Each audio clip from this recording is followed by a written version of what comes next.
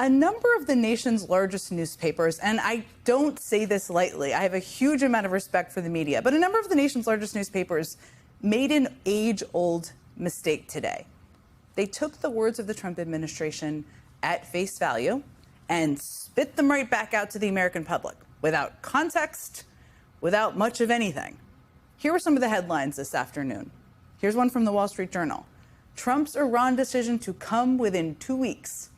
From the Washington Post, Trump says he'll decide on Iran strike within 2 weeks. And from the Associated Press, Trump says he'll decide whether U.S. will directly attack Iran within 2 weeks. Now, those headlines all stem from what Karoline Leavitt read today at today's White House press briefing.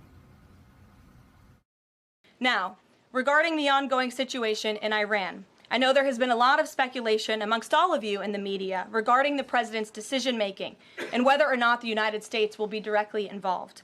In light of that news, I have a message directly from the president, and I quote, "Based on the fact that there's a substantial chance of negotiations that may or may not take place with Iran in the near future, I will make my decision whether or not to go within the next 2 weeks." That's a quote directly from the president for all of you today. I will make my decision whether or not to go within the next 2 weeks. That's a quote directly from the president.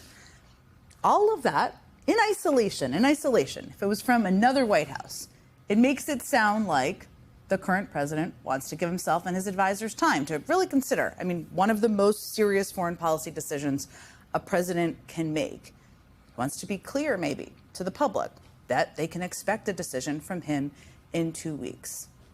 That would be under a normal presidency. And sure, I guess there's a percentage chance that's what's going on this time. But the very important context that is completely missing, no surprise, from Karoline's announcement or statement or reading of the statement and all those headlines is this.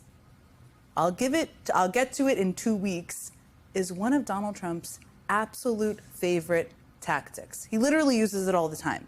And most of the time, in fact, almost every time, when 2 weeks rolls around, Trump has either completely forgotten about whatever it was he promised in the first place, or, and I think this is more likely than the first one, he's hoping people have just moved on.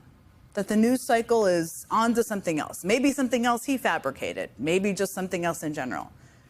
He's already done this at least 10 times in the 6 months since he took office. 10 times. We're going to be sending letters out in about a week and a half, 2 weeks. I can't tell you that, but I'll let you know in about 2 weeks, within 2 weeks. I could answer that question better in 2 weeks. I'll do this at some point over the next 2 weeks. I'll announce it over the next 2 weeks. I'll tell you about that in a month from now or 2 weeks from now. You trust President Putin, in about 2 weeks. You can ask that question in 2 weeks, and we'll see. It'll be out in about less than 2 weeks. We're going to start selling, hopefully, in about 2 weeks. About 2 weeks.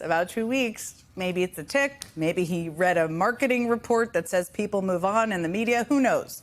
But the point is, it's a tactic that Trump has used on almost every issue. From his fake timeline around Russia-Ukraine peace negotiations to his made-up timelines around big trade deals. Where are all those big trade deals, everyone? To his issuing visas for high-skilled immigrants.